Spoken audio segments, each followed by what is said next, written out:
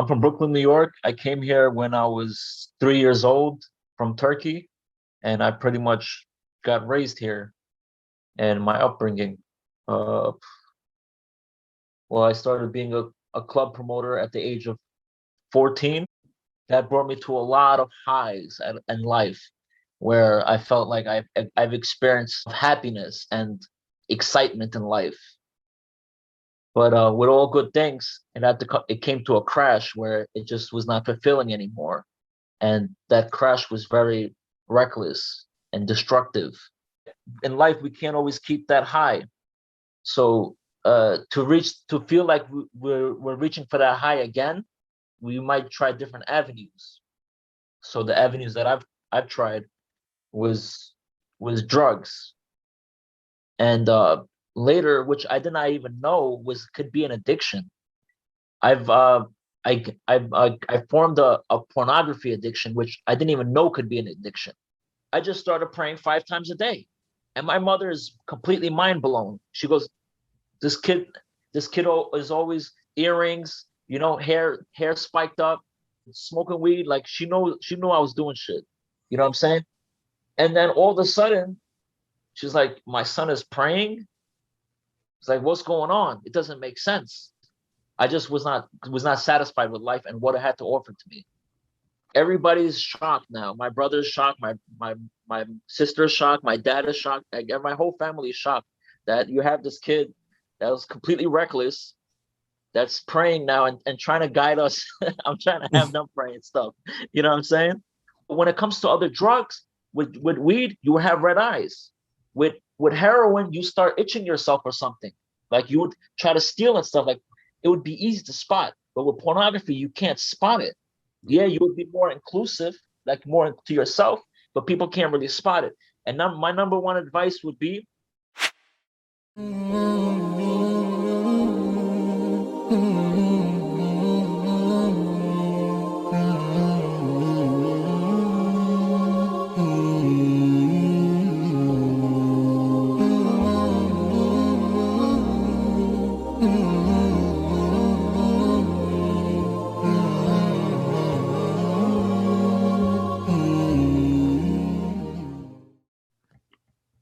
Assalamu alaikum wa rahmatullahi wa barakatuh. Welcome back to the Realist Podcast in the Dunya. It's your boys from T3M, and we are joined with a very special guest today, Erhan. Assalamu alaikum, bro. Alaikum salam. How you guys doing? How you guys doing? Alhamdulillah, ya Rab. We're good. How are you? Doing great. Alhamdulillah. Nice to see you guys. You guys doing your thing, I keep up with you guys. We appreciate it, man. Jazakallah khair. Well, yeah. Much love, much love. So tell me a little bit about where you're from, where you currently are, a little bit about your background and upbringing. Okay, absolutely. I'm from Brooklyn, New York. I came here when I was 3 years old from Turkey, and I pretty much got raised here. And my upbringing, well, I started being a club promoter at the age of 14 or 13 or 14 for teen nights, and that brought me to a lot of highs in life, where I felt like I've experienced the epitome of happiness and excitement in life. But with all good things, it came to a crash where it just was not fulfilling anymore, and that crash was very reckless and destructive. So just because you can't in life, we can't always keep that high. So to feel like we're reaching for that high again, we might try different avenues. So the avenues that I've tried was drugs, and later, which I did not even know could be an addiction. I've I formed a pornography addiction, which I didn't even know could be an addiction. Yeah. It's one of the worst ones, man. Yeah. Because it's so available, it's free, it's there. And it's not just the explicit stuff on these websites. It's on Instagram. It's on Facebook. It's on YouTube. It's on the billboard across the street. Yeah. Absolutely. And sometimes, like, even my friends, like Like I see them following these Instagrammers on these Instagrams on Instagram. So these Instagram models, whatever, and it's just funny to me. So I'm like, what's your intention? Like, Yeah. like you what do you think's gonna happen? Yeah. I Literally know falling a into couple that of them, thirst bro. trap. Yeah, they're liking every picture too. Like, what is that gonna do, bro? Like she's not gonna have an aha moment and be like, oh, he's the one. Oh, you know, this guy right here, out of all the guys that are liking my pictures, this guy right here that's got 200 followers, I'm gonna give it up to him. He's the way his eyes are. No That's profile the one. picture too. I know, man. And then what happened after that, bro? So what happened after that? So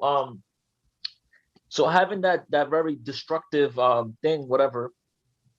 One summer, usually I would used to go to Turkey every other summer or every summer sometimes. And one summer, I go to Turkey and I'm on my aunt's house. And mind you, like I don't know anything about Islam. I don't know anything about I don't even like the little kids in the neighborhood were making fun of me because they were asking me what's the prophet's name, and I didn't know.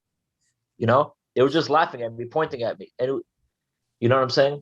So one day I'm just sitting at home, and I'm literally there's like 100 channels, and wallahi, there's not one thing interesting on TV. If there was one thing interesting on TV, when the adhan went off, I would not have went to the mosque that day. If there was one thing interesting, I was searching I was really searching for something interesting on TV, whatever. The adhan for Asr goes off, and my aunt is like, oh, you and your cousin should go to the mosque. My cousin doesn't pray, whatever. So he's like, you guys should go to the mosque. And while she's talking, I'm still trying to flick through the channels and still nothing. So I'm like, yeah, whatever. Let me go to the mosque.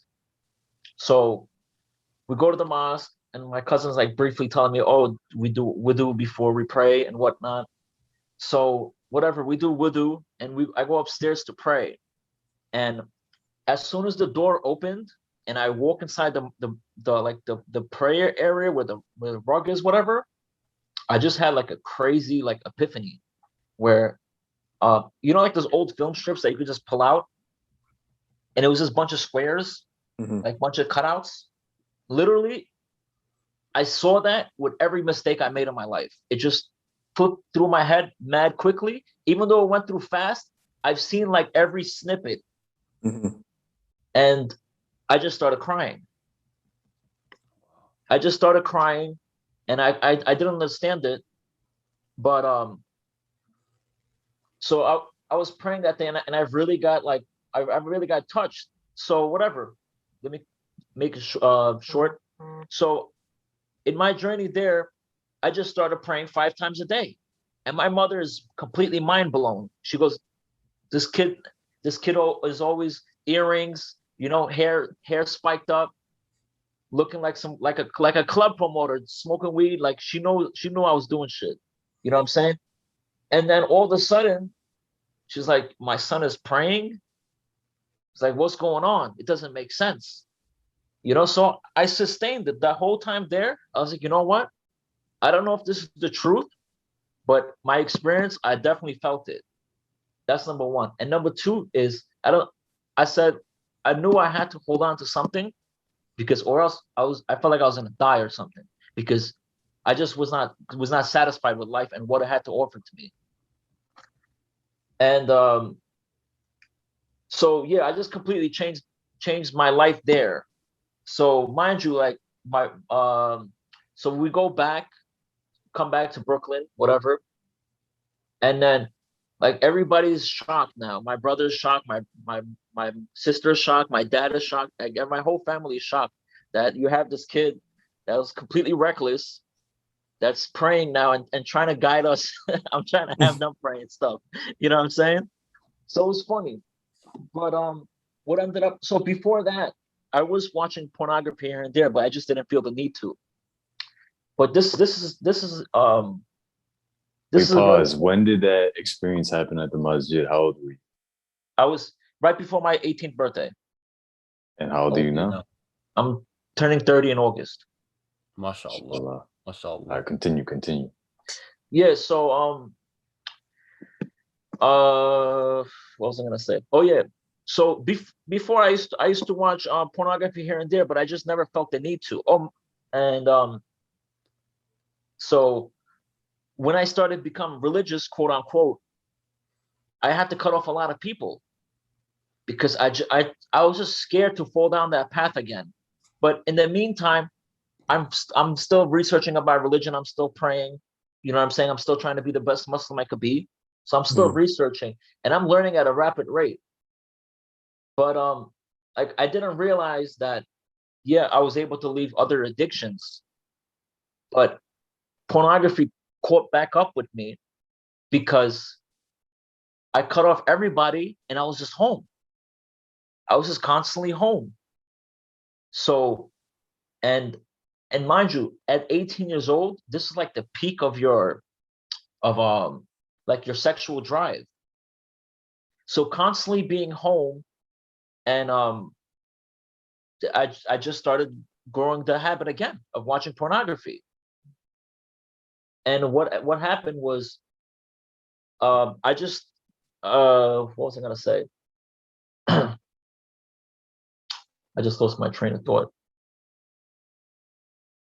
Yeah. When you So start, okay, yes. go ahead. I was Yeah. just So gonna ask something as intermission. yeah. So it came back, and it was, and I've realized it was addiction because like I was begging in the prayers so to leave it. Like I don't want it no more. An important note. I realized I had an addiction when I was praying all my salahs in the last seconds. So let's say if Asr is at 4:30, and I would pray Dhuhr at like 4:20. No, yeah, at 4:20 if Asr was at 4:30. Like literally the other salahs were like, I would pray it right before the 10 minutes before the other salahs. But I never understood, like, how can I leave this? How can I leave this? I tried so much. And then like a little bit of research and going to like a therapist or something to learn about it. And it hit me. It hit me because um it hit me because even when I in like the very high times of being religious, I didn't address a certain things in my life. And this is gonna how it's all gonna spiral back. So my brother and my father was always working. So my mother and my sister always raised me. So unconsciously, I got a lot of their traits. And a man should never learn learn how to be himself from a woman. You know what I'm saying? But if that's the only thing you have, that's the only thing you have. You know what I'm saying? So I've realized that I was not addressing problems in my life, and I was scared of tension. That was my main problem. I was constantly avoiding tension. Between what? Just being in tense situations. That's So what stress. happens. That's what happens, bro. So I was just constantly pushing away any kind of tension. When it came to, like, I wouldn't mind being stepped on as long as there was no tension. Wow. Yeah, it was bad. But learning about myself and being real with myself and understanding my emotions and who I am, and about red pill and whatnot, about addressing your problems, going into tension and speaking them out, letting things out. It really changed my life. It changed my life a lot because it was no longer hidden. So things that bothered me in the past, I addressed every single problem. I went up to these people, I called these people, I like even spoke to my pops. I was like, Pops, when you did so and so thing at when I was 11 years old, that fucked my life up. You know what I'm saying? That ruins things for me. That if you would have never did that, because I felt helpless when I saw something, when I saw something, and it really bothered me for many years, and I didn't know how to address it. You know what I'm saying? But then when I spoke to him face to face like a man, he was denying it. He still denied it. But the fact that it was not for him, it was for myself. Like I told him how I felt. I was like, what you did, I was like, that was terrible. And you ruined my life. Yeah. So letting loose, it helped me it broke the shackles of addiction. Pretty much. MashaAllah. And in the process, you found yourself in a tense situation, in a state of conflict, and you went for it because you knew you had to. MashaAllah. Oh, now I don't shy away. I don't shy away. Words don't hurt me no more. People get tight now. People get so tight when they say things and it doesn't affect me. And I say something back to them and they get tight. I just laugh now. MashaAllah. I'm like, I made such a big drastic change in my life. I'm so grateful. I'm so happy where I am in my life. But this not to just say it for myself. This is to say for, I know there's kids watching too, where, because the way pornography is, it's such a sneaky addiction. Like you could have an addiction and nobody would know. But when it comes to other drugs, with weed, you would have red eyes. With heroin, you start itching yourself or something. Like you would try to steal and stuff. Like it would be easy to spot. But with pornography, you can't spot it. Yeah, you would be more inclusive, like more to yourself, but people can't really spot it.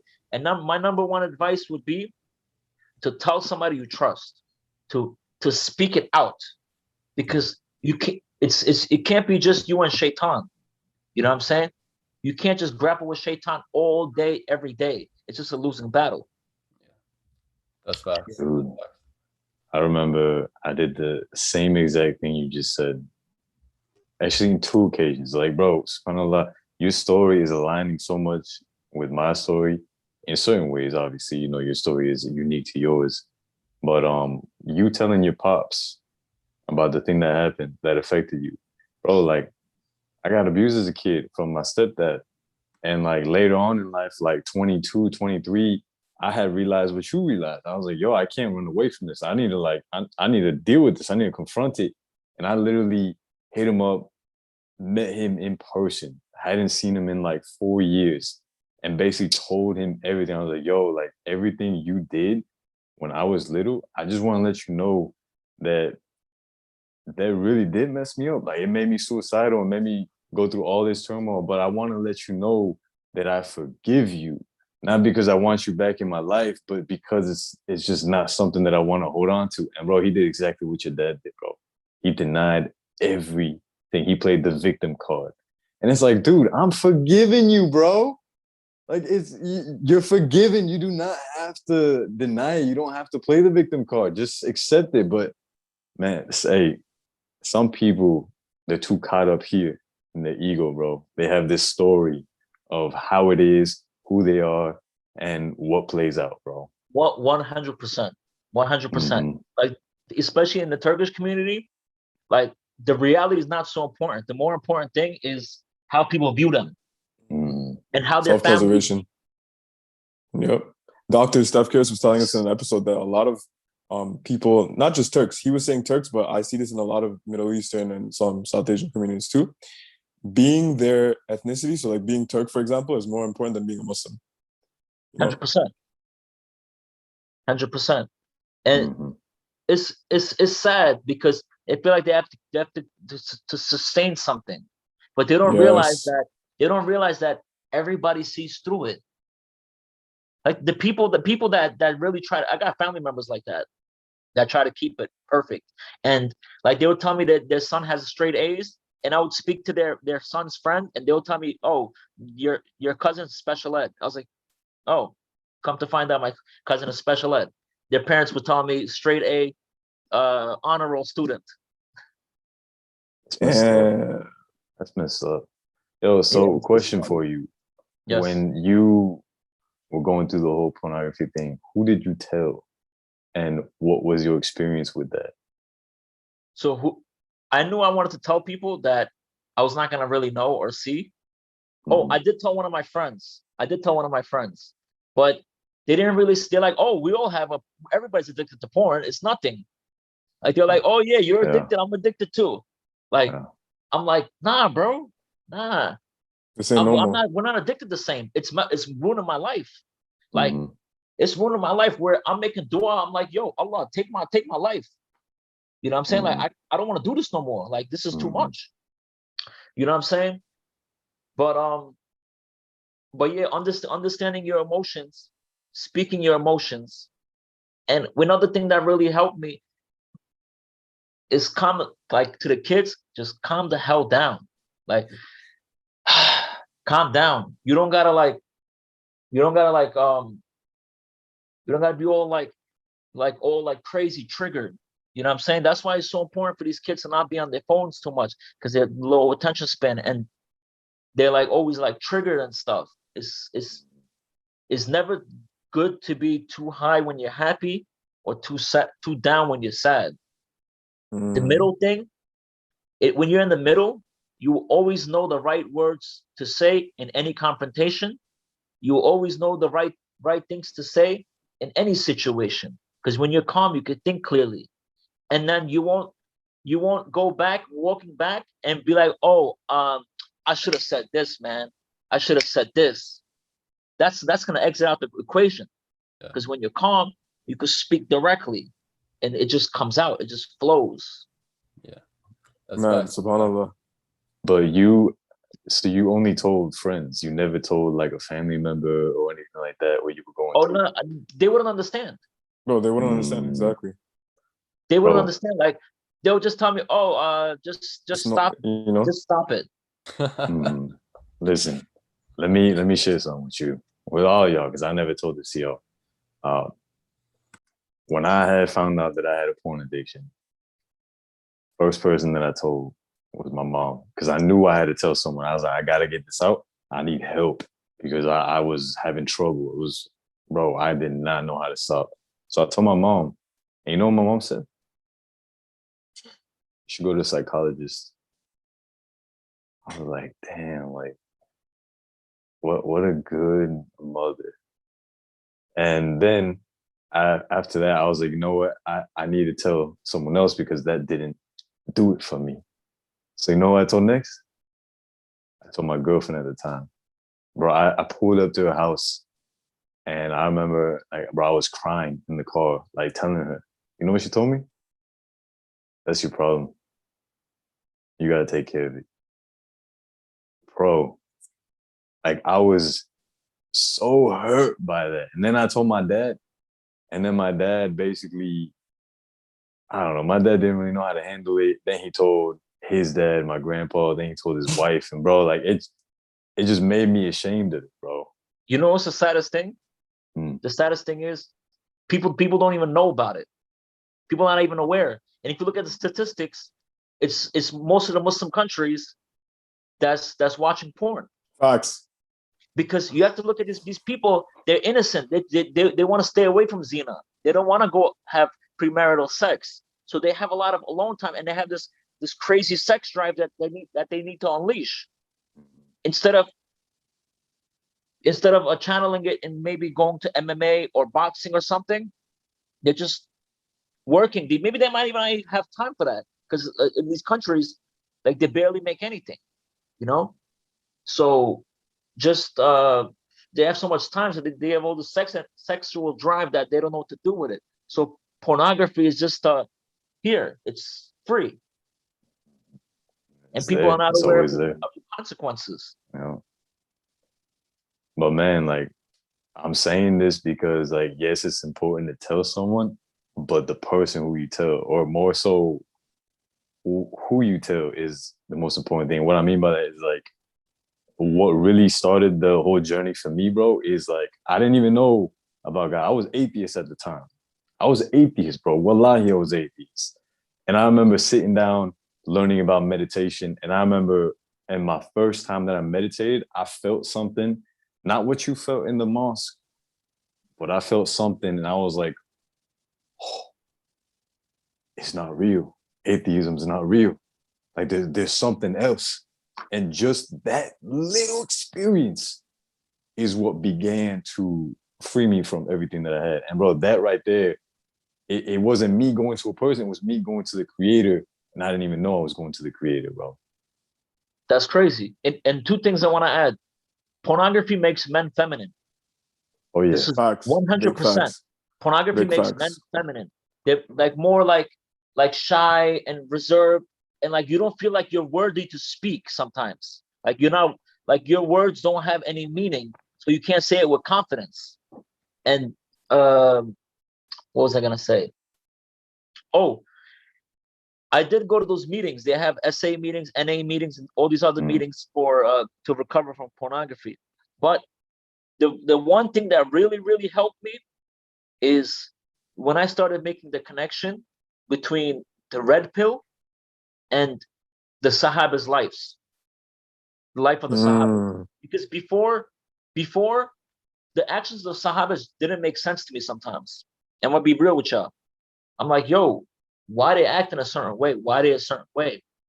You know? And then looking into red pill, not the extreme version of it, how it might, like a lot of people, like you don't gotta be all rowdy and shit. Like that's They're not not red black pill, MGTOW, not that. You know what I'm saying? Like that's just butthurt men. But understanding red pill, that's when it really opened my mind. That's when my journey really started. I'm like, oh, that's why these certain men I've met in my life were behaving a certain way. I'm like, some of these men where I thought that their responses to certain situations is, oh, they're terrible people for talking like that. But they were actually being honest and truthful. Because, like I said, pornography makes you feminine. So I felt like them being truthful and honest, like other men being truthful and honest, was them being mean. I didn't understand it. It didn't make sense to me. You know what I'm saying? But understanding the red pill and understanding how the Sahaba were looking at things for what it is. Like even in Islam, when you're praying, we're not praying for the feeling. We're praying. Yo, you muted yourself. We're praying to pray, not the feeling. Because then you're worshiping the feeling. Facts. Like things are just like to accept things for what it is. Number one thing, like I said before, is speaking. You got to speak it out. It just has to come out already. Like there might be some people that still hold it in. Bro, just let it out, bro. And if people are making fun of you, they're not your true friends. Facts. That is facts. That's why the first step is always admitting you have a problem when it comes to dealing with addiction. So, subhanAllah, that's facts, man. Yeah. Honestly, that was a very touching story, man. Like I was speechless the whole time just listening. I'm like, damn, subhanAllah. It's so relatable too. Yeah. And but like you living it firsthand, me living it firsthand, Anghel, Rami living it firsthand, we had this thought in our mind, we're the only ones. Yes. But it's like, if we don't talk about it now, nobody else will know that it's not just you, bro. It's not just you, G. It's everyone. We all had the same thing growing up or something similar, different shade, right? But unless we talk about it, we're never gonna improve as like a collective. Yeah. That's so true. I remember I met this one Muslim brother in a MSA, and like he was always praying. And one day he was so pissed off. I was like, yo, bro, what's wrong, bro? He goes, yo, I can't freaking leave it. I can't leave it. I'm like, what are you talking about? He goes, yo, pornography is destroying me. Like he just like, and I was scared to tell him I was struggling with it too. But he was just like so pissed off. Like he was just bursting. He was like, yo, I can't pray or anything. He's like, my mom's always annoying me to pray because your heart can't have pornography and salah and Islam at the same time. Yeah. It just can't. Yeah. I tried it myself. It's so hard to sustain because, like I said, you're making these salahs when there's only like 5-10 minutes left. There was times I made salahs when there's 2 minutes left, right before the next salah, where I'm trying to rush. I'm like, oh shit, I got like 5 minutes. Let me go make ghusl. And it's so crazy and it's so ridiculous. And it's so sad that it's not just us. It's so many people struggling with this. Yeah. Yeah. You can't hold hands with Shaitan and Allah at the same time. Yeah. What were some of the, I know we got just under like 5 minutes left, but we can wrap it up. What were some of your main, and I don't mind doing this again because we definitely need a part two, but what were your main takeaways, bro, of your journey, what really helped you leave porn?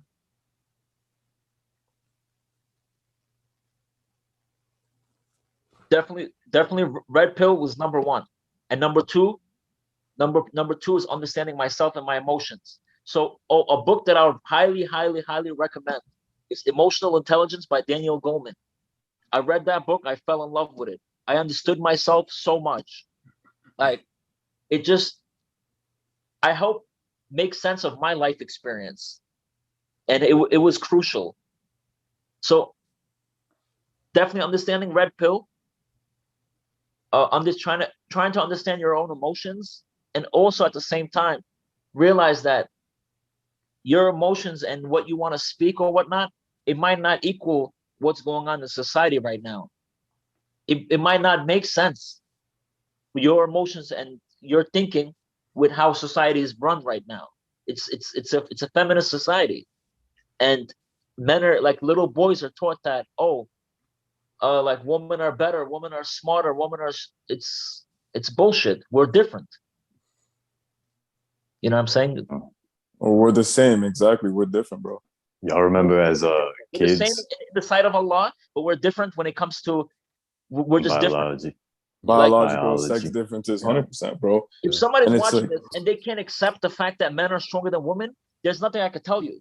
I can't, we can't continue the subject. We can't continue talking if you can't accept that men are generally stronger than women physically. If you can't accept this, then you're the still basic stuff, yeah. Yeah, but it's It's funny delusional, bro. because you have some dudes who they do trans, they do the surgery to become a woman, and then they compete in sports as a trans woman. Bro, It's like, bro, They come smash on, these bro. records, bro. That should be Oh, illegal, stop, man. bro. That's messed up. I saw some of those fights, bro. I felt so bad for the girls, bro. Yeah. I felt so bad. Their whole face, she had like one shorty had like a whole balloon on her forehead. Ooh, I know who you're talking I saw about. that. I saw that. I think something Revert or something like that. I don't know, bro. I just saw a quick picture. I was like, yeah, I'm good. Yeah, she fought the Asian chick. Yeah, that was wild, bro. But Yeah. if you guys have things to do, like I know brother Fayyad was telling me about how he has somebody right after. Yeah, I'm gonna do that. That's cool. You know what I'm saying? I don't want to take up your time. Yeah. No, we'll definitely but do part last two, thing, bro. yes, definitely part two. Last thing I wanted to throw in here, because what you said about like we're in a feminist society as men, we've been conditioned even from like a very young age. Y'all remember as kids that little thing that the girls used to sing? Yeah, I think I know what you're talking about. Guys go to Jupiter to get more stupider. Girls go to college to get more knowledge. Yeah. Bro, as a little kid, I was like, what? Even as a kid, I was like, that never sat right with me. I was like, what? That makes no sense, bro. Yeah. Or like first the worst, second the best. Oh my god. How does that literally make sense, bro? That's oxymoronical. Yeah, third is the one with the hairy chest. It's crazy. No, we had third the nerd.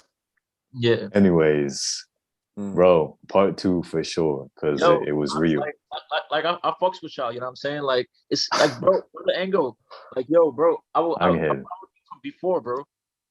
You were watching my Muslim, YouTube channel? Yeah. When I found out you were Muslim, bro, I was like, yo, that's lit. Bro. Yeah. No, guys, write down below hashtag freedom from addictions if you want a whole episode, not even a part two. We'll do a whole episode with you. But with that being said, is that book you recommended? Is that the one that like explains everything from an Islamic perspective? No, it's I think not I heard about it. It's not Islamic book. It's by it's some New Yorker, some Jewish old man, Daniel Goleman. Emotional Intelligence. Read it, definitely. But yo, I'll definitely like a part two with you guys, yo. I like y'all, you know. Inshallah. Likewise, bro. Inshallah, brother. It's been great. The book you're talking about, Anghel, was by Sheikh Mikael Smith. I What's think it called? I have a copy. It's called Emotional Intelligence, as far as I know. It's That's called crazy, The Moral dude. and Emotional Intelligence of the Prophet. So shoot, I'm gonna have to read both. Inshallah. Bro. Inshallah. All right, brother. Broski. Guys, it has been real. Yeah. Assalamu alaikum. Wa alaikum assalam. Rami, close it out, boy. Close it out. اللهم آتنا في الدنيا حسنة وفي الآخرة حسنة وقنا عذاب النار. السلام عليكم ورحمة الله وبركاته. Salam. Mm-hmm.